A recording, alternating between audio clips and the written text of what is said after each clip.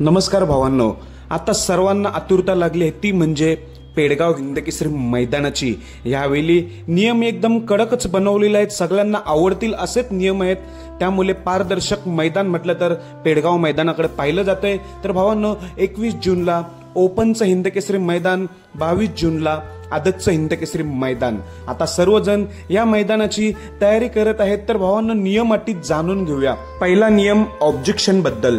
ऑब्जेक्शनच्या नियमामध्ये खूप बदल केलेला आहे आणि चांगलंच नियम ठेवलेला आहे, सर्वांना आवडेल असंच नियम आहे। कारण की जो वेळ वाया जाते तो वेळ वाया जाणार नाही, असं आहे पेडगावचं हिंदकेसरी मैदान। तर काय नियम भावांनो, जेव्हा गट पळून येतात बरेच मालक उशिरा ऑब्जेक्शन घेत असतात।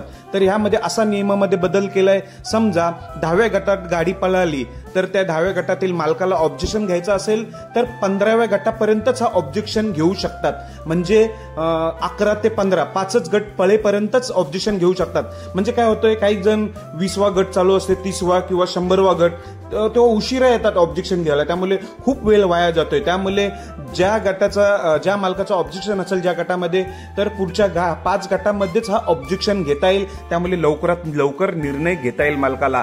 आणि जर सेमीला ऑब्जेक्शन घ्यायचं असेल तर 1000 रुपये जमा करावे लागतील, असा हा नवीन नियम काढण्यात आलेला आहे। म्हणजेच गटाला फ्री असेल ऑब्जेक्शन आणि सेमीसाठी 1000 रुपये तुम्हाला ऑब्जेक्शन घ्यावं लागेल। जर तुमचं ऑब्जेक्शन सक्सेसफुल ठरलं तर ते तुम्हाला 1000 रुपये परत देण्यात येतील, जर अनसक्सेस ठरलं तर ते 1000 रुपये जप्त करण्यात येईल। त्यामुळे सेमीफायनलला हे मालक खूप विचारपूर्वक निर्णय घेतील, कारण की काही जण जाणून बुजून ऑब्जेक्शन घेत असतात आणि वेळ वाया जात असतो। त्यामुळे वेळ वाया न जावं म्हणून या 1000 रुपये सेमीफायनलसाठी ऑब्जेक्शनला चार्जेस ठेवलेत।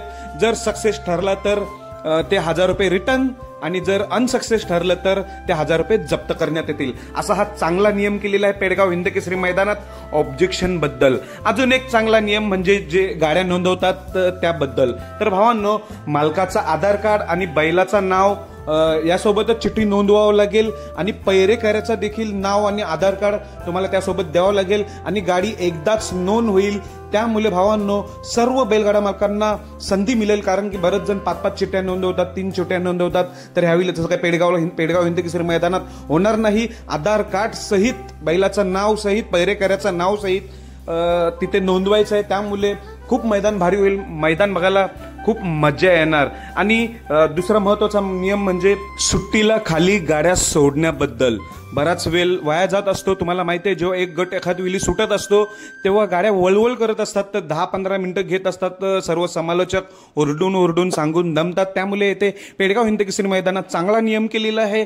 एकदा सुट्टीच्या रेषेवर गाडी उभी राहिली की फक्त 2च मिनिटं वेळ मिळणार आहे गाड्या सुटण्यासाठी आणि वळवळ करण्यासाठी 2च चान्स मिळणार आहे। 2च वेळेला तुम्ही गाड्या बदलू शकताय, तिसरा वेळ चान्स मिळणार नाही, असा नियम केलेला आहे पेडगाव हिंदकेसरी मैदानवाल्यांनी। त्यामुळे सुट्टीला फक्त 2 मिनिटच अवधी असल्यामुळे खूप भारी आणि खूप फास्ट गट होणार आहेत।